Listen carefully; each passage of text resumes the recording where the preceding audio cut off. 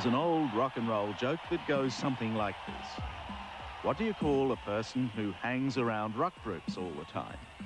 Answer, a drummer.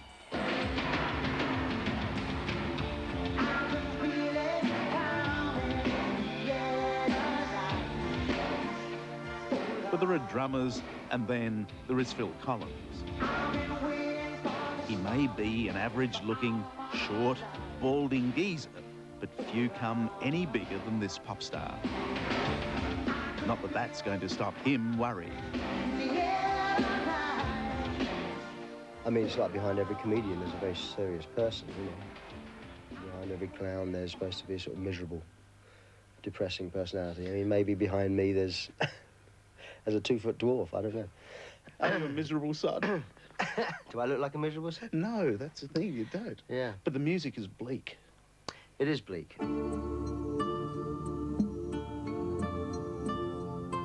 For Phil Collins, the world is a crazy, worrisome place. Here in New York, he's shooting a video, a song about the homeless. And of course, Phil is worried. The hardest thing I'm finding doing this video is not the cold, it's not the waiting around, it's walking past people up the street there that are actually these people we're talking about. They're people that are sleeping in boxes and standing there shivering. I tell you, it's very weird to go in, you know, I walk past them every time I go to my caravan there and I come back. And they're the people we're talking about, and they're not actors. Let's face it, anyone who's listened to his songs knows Phil Collins gets the blues. Fears, doubts, anger. He's made a career of them. A career that seems to owe as much to blind chance as to his undoubted talents. Consider yourself at home. Chance first struck when he was just a lad. Hormones prematurely ending a budding acting career. I got the job anyway as the Artful Dodger in Oliver in the West End. I did it for 7 months until my voice broke, which it broke on stage actually, which is very embarrassing. And I could hardly sing. It was totally too high for me and I could hardly reach the note. In medieval times, of course, they used to castrate boys, so that embarrassment didn't occur. Yeah, fortunately I just missed it. Launching a solo career in the process. I mean, face value was all autobiographical about my divorce. I mean, and my first wife, understandably so, hated it. Because everything that she heard on the radio was about her.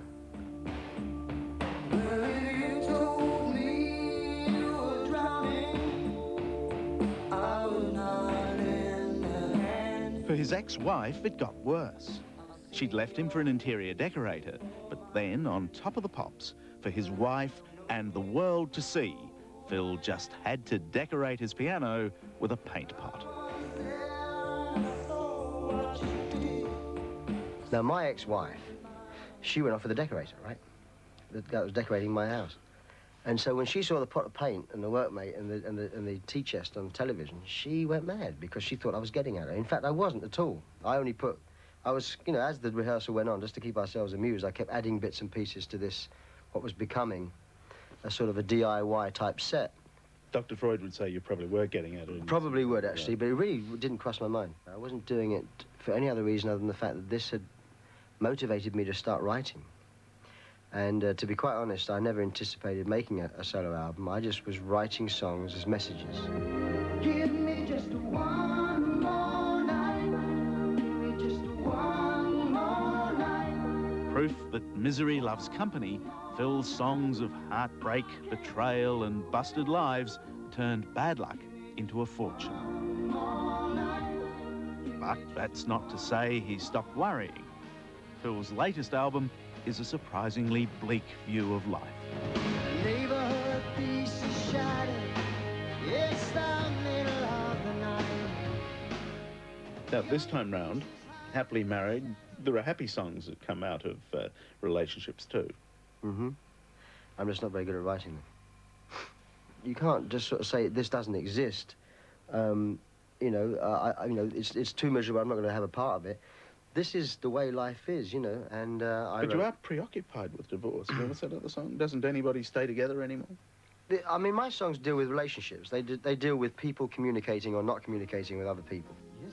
And I must admit that with Doesn't Anybody Stay Together Anymore, when Eric Clapton split up with his wife, when my manager split up with his wife, when a couple of other people who were very close to me split up with their wives, their marriages were rock solid to me.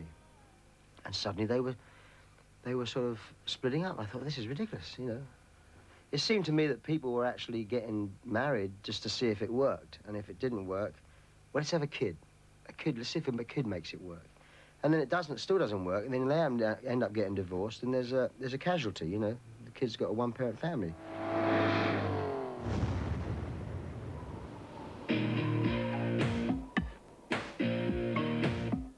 Phil Collins works hard at being ordinary. Not for him, the wild rock star life. For him, the road and stage door thrills with groupies fell a little short of rock and roll's fast lane. With girls, you know, I mean, I'd always be waiting for them to come and pick me up. You know, I would never make the first move. I mean, even with the groupie period, you know, which was never really actually too relevant to Genesis because we were always sort of appealed to spotty blokes, you know. It never really actually turned out that way. And even if it had done, I'd have been there waiting at the stage door, waiting for someone to come and take me by the hand, you know. Bit lame, really. It's been a hard day's night. Apparently, if you know where to look, you can find Phil Collins among a crowd scene in the Beatles' A Hard Day's Night. I should be sleeping like a log.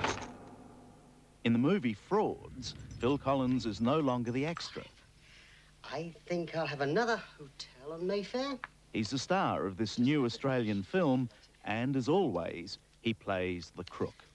What do you want?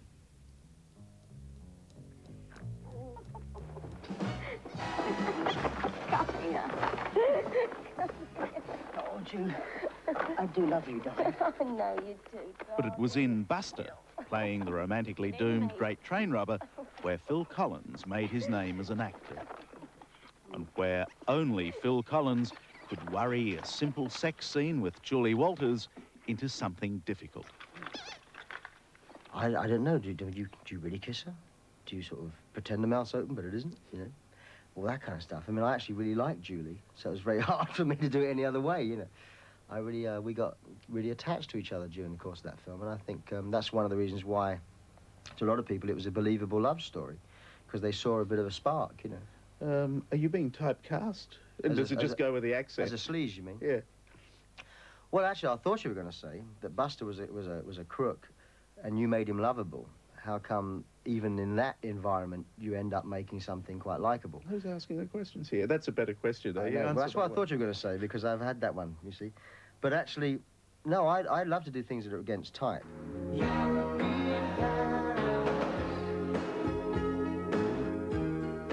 It goes against type to think of Phil Collins as anything but earnestly middle-class English. There's a few people around here with a few bob, yeah. Albeit with an accent that suggests maybe he started life somewhat lower down the class ladder. But all that's changed. We only really wanted the garage, but with every garage comes a house. It's here in leafy Surrey, in the so-called stockbroker belt, where Phil Collins lives and writes his hard life songs. Life must be tough. Well, it's a bitch. I've got to be honest, it's a bitch. There's an element of who is this rich guy sitting here recording in the stockbroker belt, worrying about the third world. Right. Is there any justification to that kind of criticism? You know, I don't know what to say. I mean, I've heard all this stuff about you're a rich pop star. How can you possibly know what it's like? I just try, within the parameters that I have to work in, I try and keep my feet as firmly on the ground as I possibly can. You're Now, an ordinary bloke. As much as I can be. And you're a superstar. But I'm prepared to believe that, of course, I'm not an ordinary bloke, because I go do the shopping, but it doesn't matter how much it costs. So will it take me very long to master this? Oh, not long at all, really, no. Happy old Phil reckoned we'd caught him at the end of a bad day. But, So it's official. He does have good days. You can always make a nice noise with black notes. No, black notes. I mean, these particular black notes are quite quiet, unfortunately. Or fortunately for you, because you can't play. But, Black notes Dark black notes actually songs, always sound- very dark songs. always makes- Songs about heartache and hard luck. But I got lost, couldn't find my way. But proof Phil Collins hasn't lost his common touch is that these songs reach so many. Look can make you blind. Phil, every minute of the day, somewhere in the world, a radio station or a television station is putting one of your songs to air. There's no doubt about that. Right. And here you're pushing a trolley around the supermarket and being an ordinary bloke. How do you get away with it? My mum and dad told me, you know, save up for the rainy day, boy. And I'm still saving for the rainy day. That's very modest. I'm English.